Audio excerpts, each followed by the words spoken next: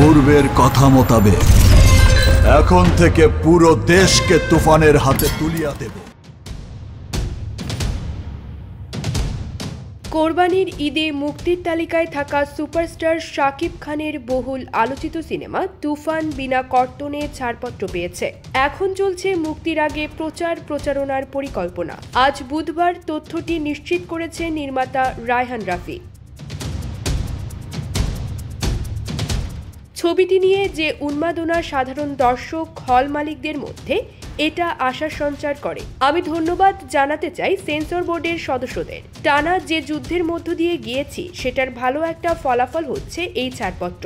মাঠের যুদ্ধটা আপাতত শেষ, এবার শুরু করব হলের যুদ্ধ। তুফানের প্রযোজনায় আছে বাংলাদেশ ও ভারতের 3টি বড় প্রতিষ্ঠান, আলফা আই, চরকি ও এসভিএফ। অ্যাকশন ধাঁচের এই সিনেমায় শাকিবের বিপরীতে অভিনয় করেছেন ঢাকার মাসুমা রহমান নাবিলা ও কলকাতার মিমি চক্রবর্তী। ইতিমধ্যেই প্রকাশিত টিজার ও গান লাগে উড়াধুরা ব্যাপক প্রশংসিত হয় দুই বাংলায়। তুফানে 90 দশকের একজন গ্যাংস্টারের ভূমিকায় দেখা যাবে শাকিব খানকে। এতে আরও অভিনয় করেছেন চঞ্চল চৌধুরী, মিশা সওদাগর সহ অনেকে। তুফান, খুব ভয় পাইছি রে।